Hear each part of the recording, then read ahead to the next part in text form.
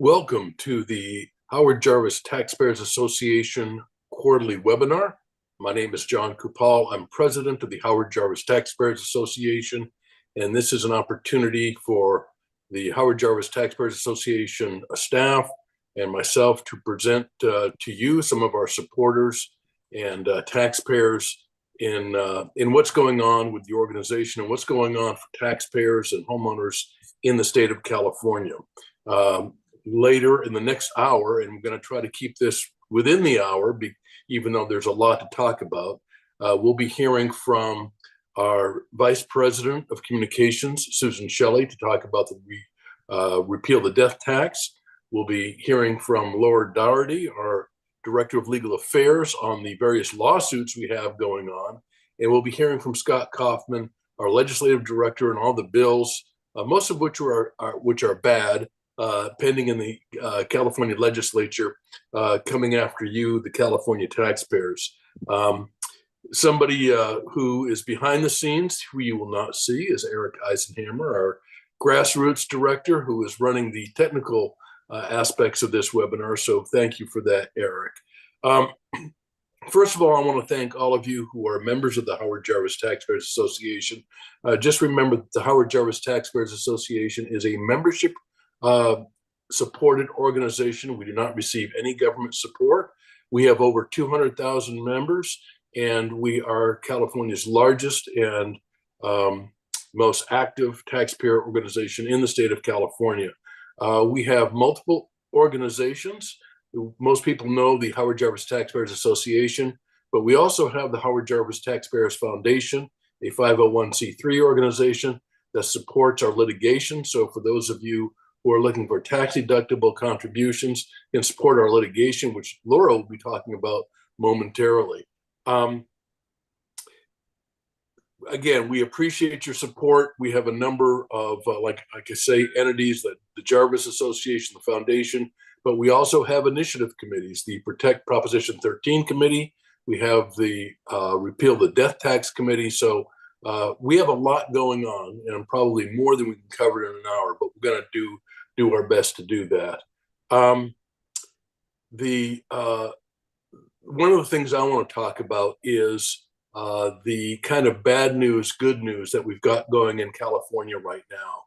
The bad news is that this past year, in 2023, we have seen more assaults on Proposition 13 than we've ever seen before.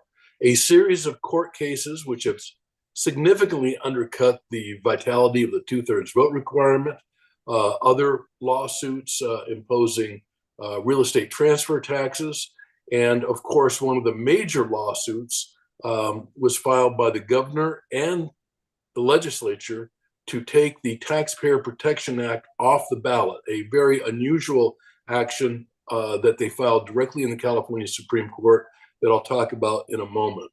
But the good news is we do have an opportunity to fight back against all these assaults on Proposition 13 and on your status as taxpayers. Let's start from the very beginning. Proposition 13 has saved California homeowners, has allowed California homeowners to stay in their homes and not be taxed out of them. And even though Prop 13 has been very, very effective, California still has some of the highest tax burdens in California, the highest income tax rate in America, the highest state sales tax rate in America, highest gas tax in America. And despite all this, Proposition 13 still is effective at keeping people in their homes. But that is the last bulwark we have for taxpayers, is to protect Proposition 13. So we have all these proposed initiatives or ballot measures that were put on the ballot by the California legislature that Scott will talk about: Assembly Constitutional Amendment number 1, Assembly Constitutional Amendment number 13, and others. Again, they don't like you, the taxpayers. And but in response to that, the Howard Jarvis Taxpayers Association has partnered with the business community, the California Business Roundtable and the California Business Properties Association, to qualify the Taxpayer Protection and Government Accountability Act, which has already qualified for the November 2024 ballot. It was not easy qualifying that initiative. We had to get the signatures during COVID, and it was an extremely multi-million-dollar effort to get that qualified. But what the Taxpayer Protection Act does very simply is it provides you, the taxpayer of California, with far more protection than you have now, and also closes some of the loopholes that were ripped in Proposition 13. One of the provisions of Proposition 13, in addition to all those property tax protections, is that it said that a statewide tax would have to achieve a 2/3 vote in each house of the California legislature.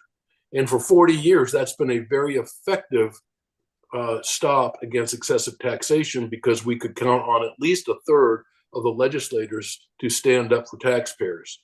Unfortunately, that's no longer true. The California legislature is made up of a super duper majority in both houses of tax raisers. And this is precisely how they jam the gas tax, the unpopular gas tax, down our throats. So in response to that, one of the provisions of the Taxpayer Protection Act is to impose an additional requirement for any statewide tax, in addition to the 2/3 vote of each house of the legislature, but it has to be ratified by the voters of the state of California. And if you can imagine whether or not the gas tax would have passed in a statewide vote, I think we all know what the answer to that is. So it does provide an additional substantive protection against statewide taxes. Another thing it does is it closes a loophole that Laura will talk about, the infamous Upland loophole that created a hole in the 2/3 vote requirement for local special taxes. The Taxpayer Protection Act also has unparalleled transparency and accountability provisions.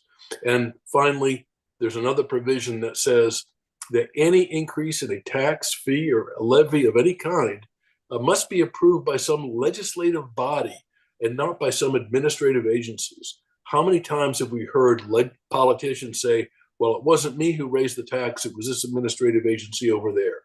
So we are holding elected officials accountable for all the new tax increases and fee increases that they impose on you. So that's just an overview of what we're going to talk about tonight. Again, my sincere thanks for your support. And as always, if you are not a member of the Howard Jarvis Taxpayers Association, please go to hjta.org. That's hjta.org. And we have a lot of resources on there. And if you're especially interested in the repeal the death tax, which Susan will be talking about, there's a red button at the top. Please, we need those petitions very quickly, very fast, and we need a lot of them. So please get those in. So as you can tell, we're talking about a lot of things. We're going to go kind of through this, kind of like trying to see all of Rome in one day, but we're going to try to cover as much as we can in the next hour or so. So with that, I am going to turn it over to our wonderful Vice President of Communications, Susan Shelley. Susan, take it away. Thank you very much, John. Well, it's a pleasure to be here, and happy holidays to everybody. Wishing you a very happy and healthy new year a little bit in advance. And we are very excited here to be working on the Repeal the Death Tax campaign. If you're not familiar with this, Proposition 19 back in 2020, which looked like it was about helping wildfire victims, and it was, and it looked like it was about helping seniors move to a new home and keep the old tax bill, which it was, and it did, and that's fine, also included the biggest property tax increase in the history of California, targeted on people who have just lost a parent, which is why it's a death tax. What it does is when property is transferred from parents to children, that used to be protected from reassessment so that the tax bill would stay the same. And now, because of Prop 19, property that's transferred from parents to children is reassessed to current market value. Now, if you've got property and you've got your Prop 13 protected assessment year after year, you know it can only go up 2% a year, regardless of what the market does. The market could go up 20%. Your taxes don't go up based on your assessment going up 20%. Your assessment goes up 2% maximum. Well, now when it's transferred to your kids, reassessed to current market value. There's a narrow exception for the parent's principal residence that the child moves into within 1 year.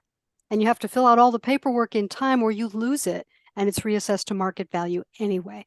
And even that is capped. So people in high value areas can see a tax increase of thousands of dollars a year anyway, even if they move in. So what are we doing? We are going to put back the rules that existed before, which were that a parent could transfer a home, their residence of any value, plus a certain amount of other property, a limited amount, up to $1 million of assessed value of other property. So that could be a small business, that could be a vacation cabin, that could be a rental home, that could be an apartment building, a duplex. Up to $1 million of assessed value of other property could be transferred along with the home of any value to the kids, no change in the tax bill. We're going to put that back. That's what we're doing. And it's retroactive. So anybody who got burned during the period that this has been in effect, anyone who was reassessed for a parent-child transfer, will be able to get their original assessed value reinstated. We can't get a refund of taxes paid while it was owed, but we can get you your original assessed value reinstated so that your bill will go down in the future. That's what we're doing. And we need more than 1 million signatures. The exact number is 874,000 and change, but that's valid signatures with no mistakes. So we need probably 1 million, 1.2 million, maybe 1.3 million, depending on the accuracy rate, to get the valid signatures that we need. And we need them pretty quick. We need them in a month. So the deadline is January 16th. Get the petitions back to us January 16th. So how do you get this? Where do you go to sign it? To your kitchen table. You can do this at home. This is a downloadable petition that you can print on your home computer and printer on a regular piece of paper, letter sized 8.5 by 11, one side of one page. You go to repealthedeathtax.com, repealthedeathtax.com, and you click the button that says download the petition. And you will get a PDF file that has several pages in it because we've included complete instructions.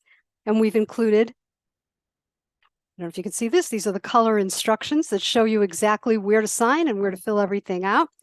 And one thing that you're going to want to do is not just sign the petition, but you're going to fill out at the bottom, there's a declaration of circulator. And that's if you were standing in front of a supermarket with a clipboard, you'd be the circulator. Well, you are your own circulator. So you sign the petition, you fill out the declaration of circulator and sign that, and you send it back to us. There's room for 2 signatures on each petition. You can print as many as you like. You can circulate as many as you like. You can only sign as a voter one time or the duplicate won't count. But as the circulator, you can sign 1,000 times if you want to. So get this link to your friends and neighbors and have them printed at home. And if they don't have a printer, if you don't have a printer, you can call us and we will mail you the petitions. So you can find our phone numbers at our website, hjta.org. Very easy. By the way, I forgot to mention, if you have questions, you can type them into the chat. If you're watching on YouTube or if you're watching on Facebook, you can type them into the chat and we will be happy to take your questions all through this webinar. Happy to answer your questions on any subject. And if for any reason we don't get to your questions, you can email us, or if you're watching this on a repeat and you have a question, you can email us info@hjta.org, info@hjta.org. So everybody wants to know, how is it going? And are we there yet? And no, we're not there yet. We are still not at 25% of the signatures that we need. At least we think we're not. Now, if you've got a bunch of petitions that you've been collecting signatures on and they're sitting on your table, and everybody's got them sitting on their table across the whole state, we might have 25%, but we don't know that. You have to send them back to us. So get an envelope, mail them to the Howard Jarvis office in Sacramento. In the PDF file, in the downloadable file, on the first page, you'll see a clip and tape mailing label to make it easy. Just tape that to an envelope, put postage on it, send it to us. Send us as many as you like. Send them every day. Send 1, send 100, send whatever you've got, but please send them back. And the other thing that I want to let you know is that we are going to do a statewide radio advertising campaign, which begins on Friday. So in cities up and down the state of California, we're going to have radio commercials running week after week, pounding the message that we want people to go to repealthedeathtax.com and download the petition. Hypothetically, everyone in California could do this on the same day and mail them in on the same day, and the post office could pull up to the building with a truck and we would have it done. Hypothetically, that could happen. I hope it doesn't. We don't have enough staff to process the whole state of California in one day. We need some time. So please get them back to us as fast as you can. And go on social media, go on your email list, your text message list, everybody. Call everybody. Your holiday card list. Talk to your relatives. Let them know about this, because we can fix this problem so that parents can pass property to their children without a tax increase. It's really devastating when people get the news that the property is going to be reassessed to market value, because it strips away the ability to build generational wealth if you are forced to sell because of taxes. Prop 13 happened in 1978 because people were being forced to sell their property because they couldn't pay the taxes. And why couldn't they pay the taxes? Because inflation, something they couldn't control, was pushing the value of their property higher, and they were taxed on the market value of their property. And now it's happening again with inherited property. So this has to be fixed, and we're going to fix it. But we need your help. So tell everyone, print the petition at home, or contact us and we'll mail it to you. We can get you a banner. We can get you a button. We can help you spread the word, but we need your help. So hjta.org is the website, and repealthedeathtax.com is where you can get the petition. And I think I've covered everything. Are there any questions? Let's see. I don't see any questions. Well, I'm going to introduce our wonderful Director of Legal Affairs, Laura Dougherty, to talk a little bit about what the cases are that the legal department has been working on. Laura? Thanks, Susan. Thank you, everyone, for being here tonight. Thank you for all your support. And yes, please do send in those petitions. We love seeing paper come in. We want you to fill the office with paper. If you have one takeaway tonight, just remember that that is what's time sensitive. So please download those petitions, tell your family and friends.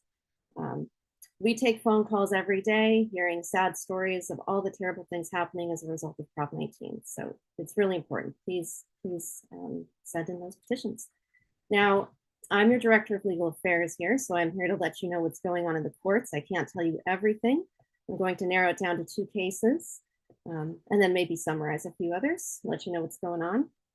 I'd like to start with where we left off last time, which was with the Measure ULA case in Los Angeles.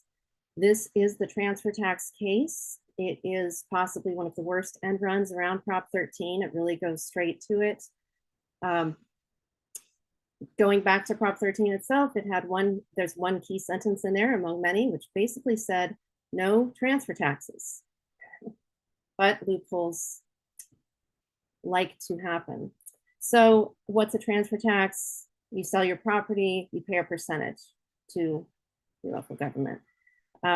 In Los Angeles, since April 1st, there has been a special transfer tax where if you sell or convey your property and it's worth more than $5 million, you will pay 4% of that. If it's 10 million or more, you'll pay 5.5%. And so, yes, this is a really big bite. By the way, this has just devastated the Los Angeles real estate market. I can't go into that, but if you Google it, if you talk to a realtor, an economist, any sort of expert, you can get information on how bad this is. It's been played up to be just sort of a temporary adjustment, but what we're hearing from the experts is no, there's a lot of damage going on. This is not a temporary situation. So how did this happen? John mentioned the Upland loophole. I'll try to explain that really briefly. It's such a long, convoluted story, but in 2017, the Supreme Court made a decision that should have been limited. It was about the timing of an election for a general tax that was being proposed by initiative. And the Supreme Court ended up writing language in there that was interpreted to mean that Prop 13 and 218 don't even apply to initiatives at all. So the first wave of what happened in reaction to that was the attack on the 2/3 vote. From about 2020 to just this year, the courts of appeal have been issuing decisions saying that the 2/3 vote no longer applies if a special tax is presented on initiative paperwork. Okay, so we took that blow. then with Measure ULA, what's happened is the proponents of this initiative have decided, well, the very content of our initiative, the nature of what it is, doesn't even need to respect Prop 13 anymore. So they said, so they proposed a special transfer tax. And all the way up until just recently, the courts have been very clear that special transfer taxes are simply not allowed under Prop 13. But here we are with this abuse of it.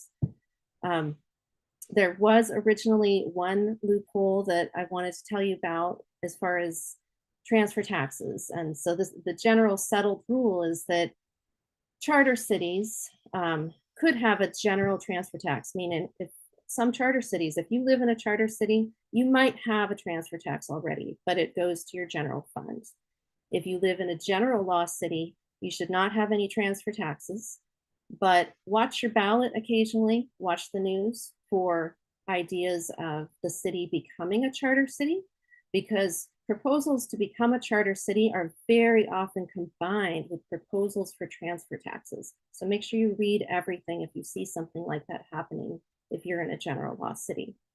Now that's the early 1990s loophole. Like I said, Measure ULA is a special transfer tax. This should never have happened, but thanks to the Upland, Upland outburst, we have it happening, and we are litigating against it. Also, on one of our previous calls, someone asked about San Jose Measure E. That was passed in 2019, and the reason there was no lawsuit over that is because it went to the general fund. So that's just a brief explanation there. But I also want to mention that the rates on Measure E are lower than ULA, but the threshold is also lower. That one starts at $2 million. And I bring this up just to say that this is something we need to watch out for so much, because as the threshold gets lower and the median home price in California gets higher, all it does is show that this sort of taxation is just ready to undermine everyone's Prop 13 rights. It's really awful. So the news with the ULA case temporarily is not good. We were in court. We finally had our hearing in late October. The trial judge found Measure ULA to be valid. We feel she missed the plain text of Prop 13 and the Los Angeles Charter. We have a great case. We have a very straightforward case. The good news is that the Court of Appeal is not required to give any deference to the trial court's decision. And that's because this is a question of law, specifically a question of constitutional law.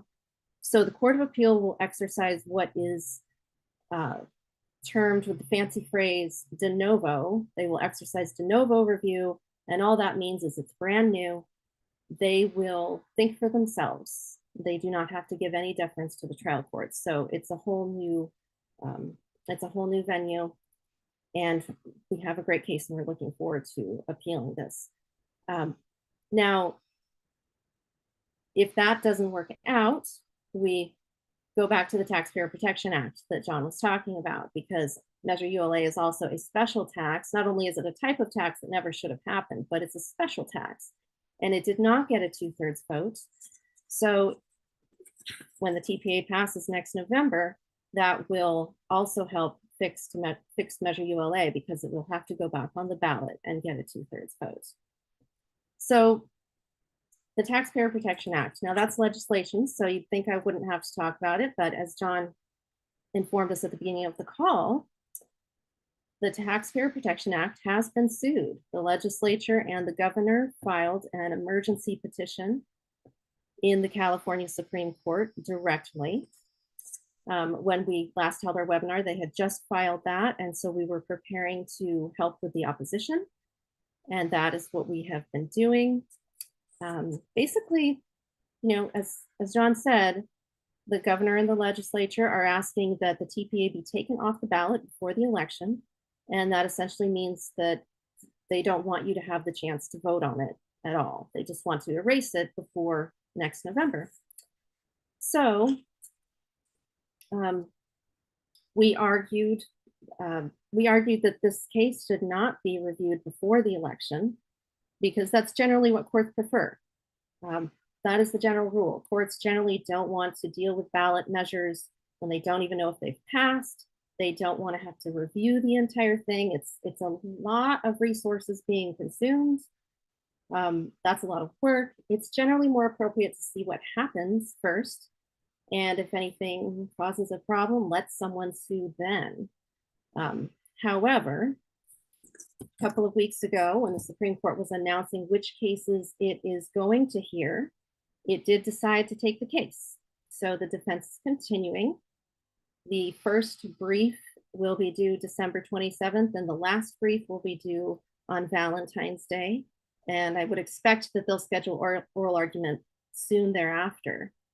So we'll be keeping you posted on this case because we want you to have your right to vote on the next very most important taxpayer protection initiative for California.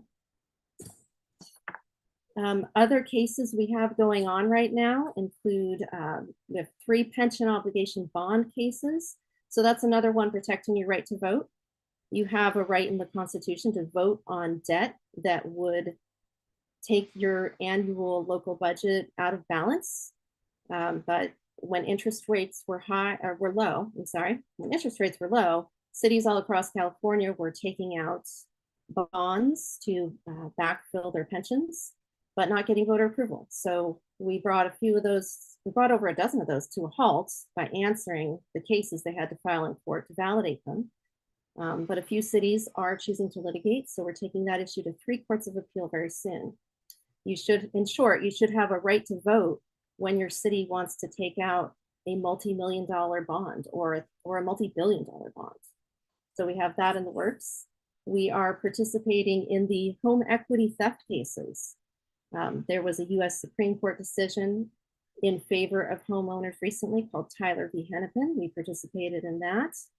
The essence of that is that no government should be able to take the excess value of your home if they have to do a tax foreclosure sale upon you. They should take the taxes, the penalties, the interest, all the stuff that adds up, but they do not get to keep the rest. So we are participating in some follow-up litigation on that matter in the state of Michigan, actually, because there is a county in Michigan that does not want to pay claims. So we're working on that. You heard John mention the 2/3 vote, and I've talked about it a little bit. Those cases have been very disappointing, but what we're left with at present is a very interesting situation. There is a split of authority between the courts of appeal on the issue of whether politicians themselves can use the initiative process to take what would be a 2/3 vote special tax and reduce it to a simple majority threshold. There are 2 courts of appeal who disagree about that. One says it's okay, and one says no, that's government involvement, that's too much. And the Supreme Court decided it was not getting involved in that. So now we're left with the courts of appeal doing different things, and there are 2 cases ongoing with that matter. But hopefully, ideally, the TPA would pass next November and restore the 2/3 vote to all local special taxes. And that would be the end of the issue. That would be the final word. So that wraps things up for me. We're continuing to do our best to protect you from all these end runs around Prop 13, your right to vote on taxes, specifically your right to vote on the Taxpayer Protection Act coming up next November, and also things like debt that eventually becomes taxes. There's all these pieces of the puzzle that we're working on. Thank you very much for your support. I will pass the baton now to Scott Kaufman, our wonderful legislative director. Scott, other than the legislature suing the TPA, tell us what's going on. There's a lot of fun stuff going on, Laura. Thank you so much. I guess before I get started, though, the questions are piling up. So I'm thinking since we're doing well on time, maybe I'll take the opportunity to quickly ask a couple of these questions. And Laura, there's one for you. This is from our good friend Max. Hi, Max. He says, I'm just wondering how they can rule in favor of Measure ULA when those early 90s decisions upholding transfer taxes said that you couldn't have a transfer tax on special taxes. Laura, how do you respond to that? Okay, so, right, so the early 90s decisions allowed for a general transfer tax, which means money that would go to the general fund and be for general purposes. And yes, those early 90s cases, I mean, you're making our argument. Those early 90s cases said no special transfer taxes, right? But what's happened now is Upland. And it cracked open all these ideas that Prop 13 and 218 just don't even apply as long as you propose a special tax through the initiative process. So there is no doubt, even everybody I'm opposing would agree that the city of Los Angeles never could have had this tax if the city council had proposed it. Everyone is in agreement on that. But the end run here is that Measure ULA was proposed as an initiative. So I feel you here, because it's strange. It shouldn't matter how the tax is proposed, right? A tax is a tax. And even I think Justice Kruger, in the dissenting and concurring opinion in Upland, spoke to this logic. She was singing our song in the dissent and concurrence, that a tax is a tax no matter how it's proposed. And surely that's what everyone intended when they voted for Prop 13 and 218. So I absolutely understand your question. That's what we're struggling with here, is this new position that if something is proposed on initiative paperwork, it does not have to follow the rules. So it does not have to respect those early 90s decisions either. Thank you, Laura. The rest of the questions, like I said, I'm going to go through some of these questions because I don't want them to all get away from us before we finish here, because they're starting to pile up. The rest of them are all about Prop 19, Susan. So I can answer a couple of them. Then I'm going to kick a few to you. Okay. One was, when is the deadline? It's January 16th. So we have 6 more weeks. You've got 6 more weeks. January 16th. Collect signatures, send them back to us. repealthedeathtax.com. The other question was about the up to 1 million in other. So the question was, does the up to 1 million in other property inheritance happen without reassessment on businesses still exist under Prop 19, or was that wiped out? It was wiped out. The only thing that's covered now is the primary residence, your home. If your kids move into it within a year, if they claim it as their primary residence, and if the property is worth less than your Prop 13 base value plus $1 million. Otherwise, all or part of it is getting reassessed. And everything else is getting reassessed. Rental properties, commercial properties, business properties. You got a cabin in the woods, that's getting reassessed. Susan, the other questions were about, want to know more about the radio advertising. How do they get banners? And why are there only 2 signature lines? Okay, well, there's only 2 signature lines because we are telling everybody they can make copies of the petition. And you can make as many copies as you want to. You can print out as many copies as you want to, and you can make copies, and other people can make copies. If we did a legal-sized petition with more signature spaces on it, and somebody put it on a copy machine and it got reduced to letter-sized paper, none of those would be valid. And we did not want that to happen. We did not want people to make the mistake of resizing the petition. The reason for that is state law is very specific about the font size and the top margin size. And if you don't get the font size right, if it's too small, nothing is valid. And we did not want to try to explain that over and over. So 2 signatures, we're really aiming to have everybody spread the word, share the link, and have people download this at home everywhere in the state, rather than focusing on tables and collecting multiple signatures on one page. That's great if you want to do it. We totally appreciate it. It's great to have the publicity. It's great to have the banner. But we tried to do that last year and we did not get the number we needed. So we're trying this. We need to spread the word and get the whole state of California informed about it. So the radio ads are designed to do that.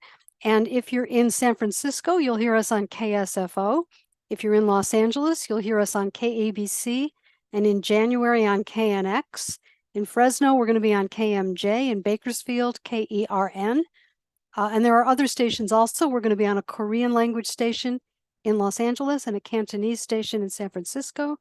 We're going to try to cover everything and everybody and get this done. And don't forget our petition party Friday night show on KSFO and KSFO.com. So you can listen to it online on your phone, on your computer, on the app.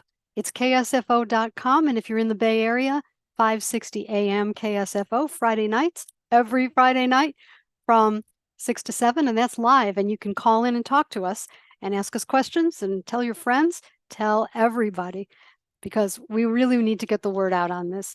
It's a lot to explain. Prop 19, I know many of the volunteers have struggled with people not understanding what it's about. And it's a big project to educate the whole state of California, but we can do it. We absolutely can do it. Once you tell people it's a tax increase, they hear you the first time. So it's just a matter of getting the word out. What was the other question, Scott? What did I miss? I think you did. It was how to get banners. How to get banners. Okay. You know what? If you signed up for a banner already, or if you didn't sign up but you want one, just send me an email. I'm Susan, SUSAN, at hjta.org. Susan at hjta.org. And we will either mail you one from our office in Sacramento, or we'll get you one at a nearby Staples because they can print them same day. The ones that are printed at Staples, though, are not waterproof, so they're not really good for outdoors. The sprinklers hit them, it's all over. So they're inkjet printed same day, but we have vinyl banners that we can send you by mail. So send me an email, Susan at hjta.org, and my apologies if you signed up for one and didn't get it yet. All right, Susan, we actually have one more question that just popped up, so we'll hit it since we're on the subject. If HJTA has so many members, why are we not seeing the petitions coming in? Well, I'll tell you that most of the petitions coming in are from HJTA members. But Susan, do you have more to add? No, I mean, we're trying. We are trying to get them in, and it's a lot. We need a lot of signatures. We have a lot of members. We need a lot of signatures. So we have to announce to the Secretary of State when we get to the 25% number, when we know we're 25%, when they're in the office, and we've counted them. We've opened all the envelopes. But we're not there yet. So I can tell you that when Proposition 13 was a petition in 1978, they all came in the last 2 weeks. Howard Jarvis wrote about this in his book. He said all of a sudden he had to do radio commercials yelling at everybody to send them back. And then all of a sudden they all came in by the truckload in the last 2 weeks. So that could happen here, and we could get there very quickly. So don't lose heart. This can be done. Susan, if I can chime in Go ahead, here. John. Yeah, if I can chime in here, it's, one of the questions we have is why don't you have paid signature gatherers? Well, we have done that before with some of our initiatives, but the burdens on that process right now are very, very high. As I said, we partnered with the business community to qualify the Taxpayer Protection Act, and the cost to qualify was well over $15 million to qualify that initiative. And that's even before the campaign. So the campaign will probably be as expensive as the split roll campaign was. And that total cost of that one was about $160 million. So that gives you the scope of how difficult it is to qualify a ballot measure. So what we're doing here is it can be very effective, and using volunteers, and we've got the staff, we're processing them, they're coming in droves, and which is good. But again, the trying to qualify, and even though we did it during COVID and COVID's gone, getting paid signature gatherers is difficult, and the people that do that for a living, I won't say they're sketchy, but sometimes they're not. You have signature gatherers who don't know anything about what they're gathering signatures on. And the thing about this particular effort is that everybody who's out there pushing these emails out to their friends and family, they know what's at stake. So that's another advantage we have. Thanks, John. I see a question asking if we have any Spanish language radio stations. We did some of that already, and you can get the recorded commercial on our website at repealthedeathtax.com. You can right-click on it and download the audio, and you can send it to everybody that you'd like to send it to, post it on social media. I'm not sure if we have Spanish language in this upcoming buy, but we may add it. because we're doing everything we can afford to do as much as we can. And we think radio is one of the most effective things. We've also done some digital and some email advertising, but we think radio is especially effective. So that's what we're going to focus on. Yeah, I think. Yeah, you want me to answer the last two, Susan? I can Yeah, go through them real quick. Go ahead, sure. The last two is the petition from last year or the year before still valid? No, this is a new petition. It's been in the field since what, late August? August. Yeah, since late August. So if you signed it before late August, early September of this year, it is not the petition. You need to sign a new petition. Go to repealthedeathtax.com, print, sign, mail it back to us.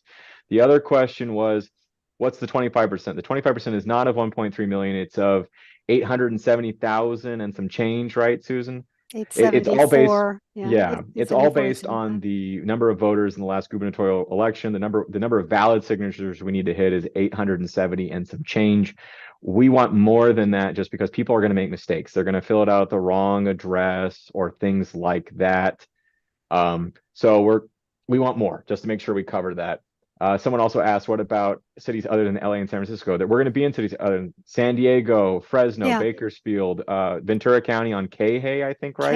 Kayhay in Ventura County, Cogo in San Diego, and there were more. I don't remember them all off the top of my head. The goal is to find a radio station with enough power to touch every corner of this state. That was kind of the plan, so we're working on that.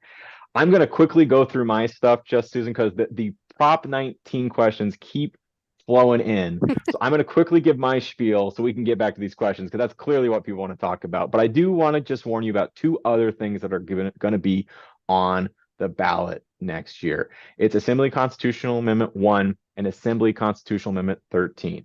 ACA 1 is a direct attack on Prop 13. In fact, it amends the California Constitution, Section 1 and 4 of Article 13A. That is Prop 13. It's very convenient. Article 13 of the Constitution is Prop 13. Anytime you see anything that wants to amend that, they're amending Prop 13. It's easy to remember. So, as John mentioned at the start, Prop 13 is very famous for the property tax cap. Your property taxes are set at 1% of purchase price. They can't go up more than 2% a year. But there's other aspects to it. It gave you the right to vote on taxes. Before, you did not have a right to vote on local taxes. They were often just simply imposed by a local elected body. Howard Jarvis and Prop 13 gave you that right to vote on taxes. It also required a 2/3 vote requirement for local special taxes. That was because Howard Jarvis was concerned, if you just put a cap on property taxes, they were going to try and raise other taxes to offset Prop 13. And he was right, because they've been trying to do that for 45 years.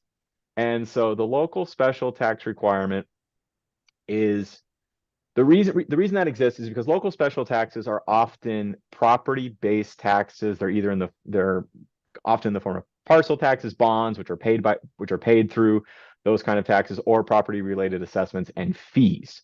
And the logic is it is not enough to get a simple majority.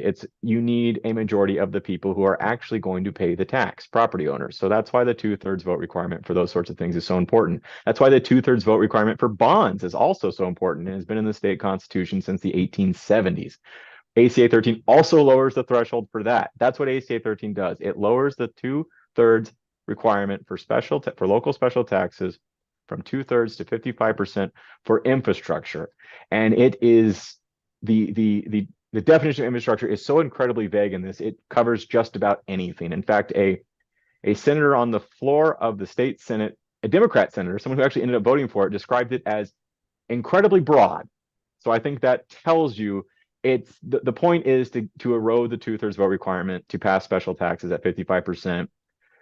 We already have that with school-related special taxes, and every 3 and 4 pass. So you're gonna see a lot more taxes passing and raising your property-related taxes if ACA 1 passes. That's a concern for us.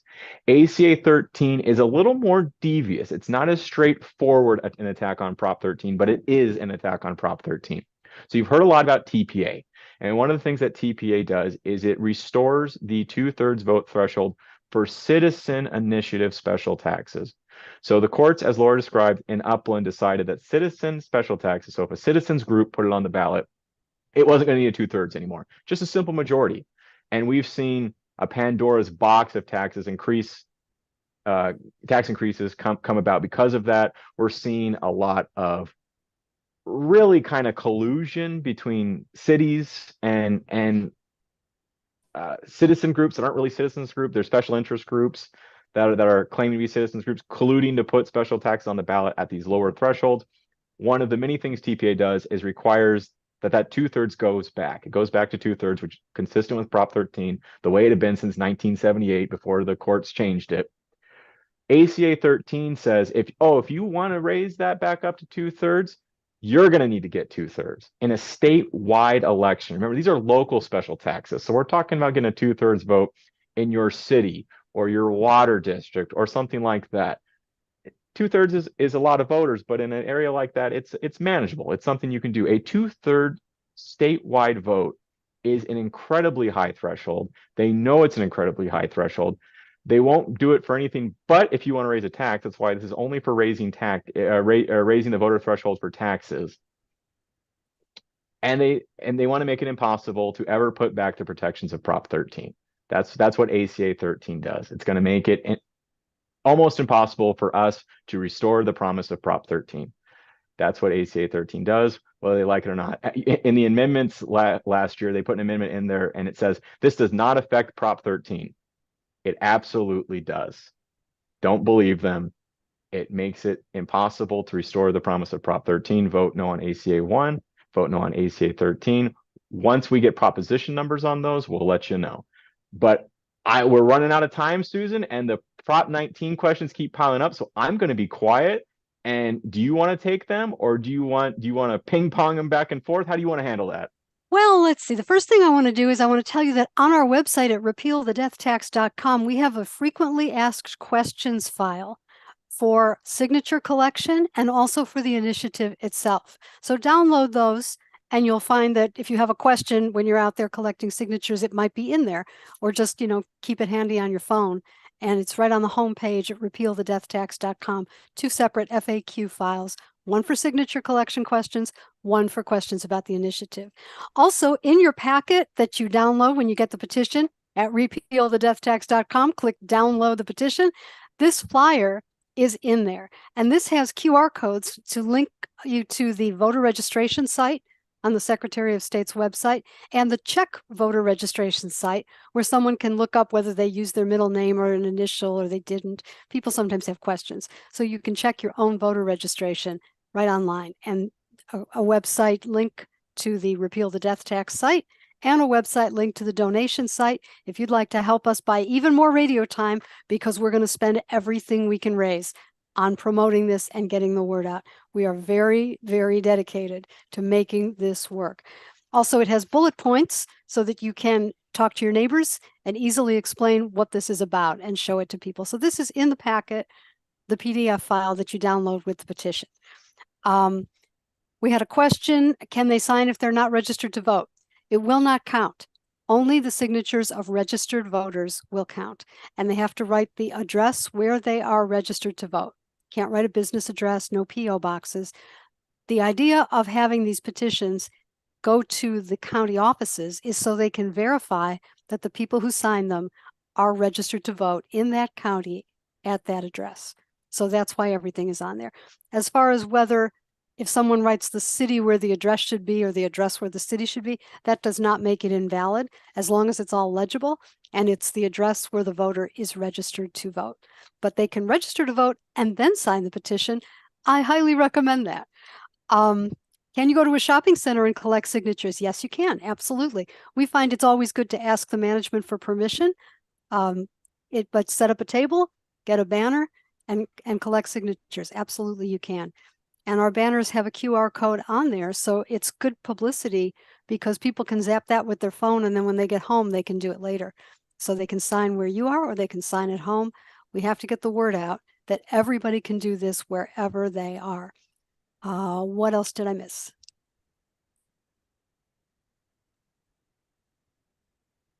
Yeah, you talked about registering to vote on the spot. People asked, can they go to their local shopping center and collect signatures? Is there a problem with that?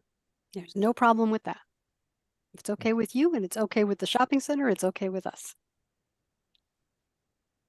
How do you know the petition signatures are from members? Because they're coming back from our caging operation. That's how we know. When we Do people know what a caging operation is? Yeah, I was going to explain it. You know, Okay. when we send you out a letter or taxing times, and you send something, you send us back a donation, or you know, one of those petitions we send to the legislature, or including this petition, when we send that to you and you send it back to us, it goes to our caging operation in Orange, right, John? It's in Orange County somewhere. It is. We don't make Scott open every single one himself. So. And we also know, because we printed the instructions on the back of the ones that we mailed out in a letter, and then we printed one in Taxing Times, which goes to our members, and that's on the newsprint, so we can tell that that came from a member. Yeah, the ones we send out have kind of special little tells on them, so we know where they're coming from. Yeah, but I don't know, Susan. It looks like I assume we'll get more, but Okay. Someone asked about TV ads. It's too expensive, right, Susan? Yeah. Too expensive. Yeah. You know, we're trying to, I want you to know how important this whole effort is. If we can qualify a statewide initiative within the resources that we can raise from small donations, there are a lot of things that we can do and fix for taxpayers in California. So this is not just about repeal the death tax. This is about a new way, using the technology that people have in their homes, to qualify a petition. Now, don't forget that the initiative law goes back to 1911, and obviously it wasn't possible for people to download and print petitions in their house in 1911, but they still have to be paper and ink. They still have to be sent to our office and sorted by county and physically delivered to the county. We can't do this paperless. We have to physically deliver the physical petitions, and the counties look at the physical paper and verify the voters by their addresses and their names in each county. So by the way, when you're collecting signatures, make sure that you write the county in, which is just above the signature block, and make sure that both of the people signing it live in that county and are registered to vote in that county. And you can always use more petitions. If you're talking to people who are in 2 different counties, make sure they get 2 different petitions, because we have to physically deliver them to the county where the voters are registered. It's a combination of a high-tech effort and a low-tech history. But if we can do this, we can do all kinds of things that will help taxpayers. It's very difficult to raise $16, $20, $50 million to do something that helps taxpayers. It's easy to do it to do for something that is going to fleece taxpayers. There's always a lot of special interest groups that want to fleece taxpayers. They're willing to pay a lot of money to do that. But here, we're going to protect taxpayers. And so we have to find a way to do this within the resources we can raise.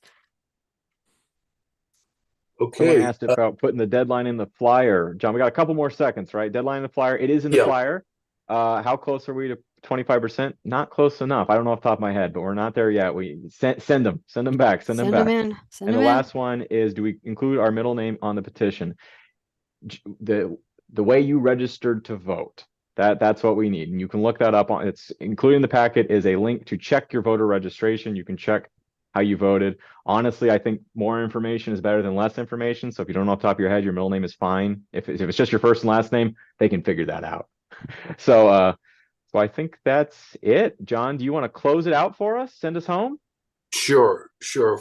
First of all, I want to follow up with a couple points on the Taxpayer Protection Act, which again, we did qualify. It's slated for the November 2024 ballot, and it is the subject of the lawsuit that Laura talked about to try to take it off the ballot.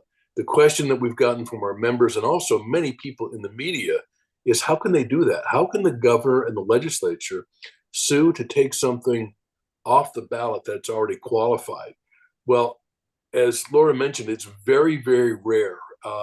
Very rarely does a court engage in what's called pre-election review of a duly qualified initiative. She already covered that point.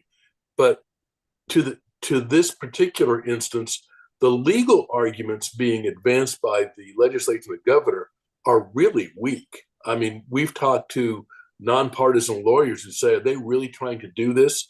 The fact that they've brought a very weak legal case is a testament to how desperate they are to stop the Taxpayer Protection Act. Our adversaries, number one, they've launched a multi-front attack on the Taxpayer Protection Act. Number one, by lying about it, they're saying that it would eliminate and invalidate hundreds of taxes. It does no such thing. So they're claiming that it's way overbroad, and it's not. And then, as Scott mentioned, they put on the ballot ACA 13, which is a dagger at the heart of the Taxpayer Protection Act, which would make it almost impossible for the TPA to pass. My personal feeling on that one is that it's so convoluted. I think voters will be very, very confused because they can't explain that very well. They're going to have to explain why they're putting something on the ballot to invalidate another initiative that's on the same ballot. I would not want to be in their shoes to try to explain that. And then finally, they filed this lawsuit. So all of this is a reflection of what they know and we know through polling, and that is the Taxpayer Protection Act. If it's on the ballot, it will more than likely pass because the elements that I talked about earlier, voter approval of statewide taxes, our polling indicates that polls close to 90%. Almost nothing I've ever seen in 35, 40 years of politics polls that high. So I think they are desperate. They know that the Taxpayer Protection Act is very popular, and that is why they are so nervous, and they've pulled out all the stops to try to strike it from the ballot. So with that, again, unless anybody has another point, well, we've got a couple more minutes. Scott, are there any more questions before we wrap up? No, it looks like that's pretty much it. I mean, someone asked again about TV advertising, if we've contacted cable companies. Yeah, I mean, we look through these things. It's not just paying for the advertising, it's also paying to produce the spots and all kinds of things that they get very expensive very quickly. It's just, I mean, I always like to say the Howard Jarvis Taxpayer Association is a mighty but small organization. We don't. That's true. Yeah. And one other element of our campaign, of course, is that Susan particularly does a lot of public speaking on the repeal of the death tax, as do I, as does Scott, as do the entire Howard Jarvis team. So we do, if you would like us to make a presentation to your organization, if it's too far away, we can always do Zoom calls, but we will make every effort possible to go to wherever people are meeting, political groups, Rotary clubs, whatever. Let us know if you want a presentation on repeal the death tax or any of the issues that we're dealing with, because we do like to get out and do what politicians don't do, and that is go out and talk to ordinary people. So with that, I think that'll do it for us. Again, thank you. If you're not a member of HJTA, please go to hjta.org, join us. Our strength is in numbers, and we really hope you have enjoyed this and make use of all the resources that we have to offer. So thank you again. Good night, everyone. Good night.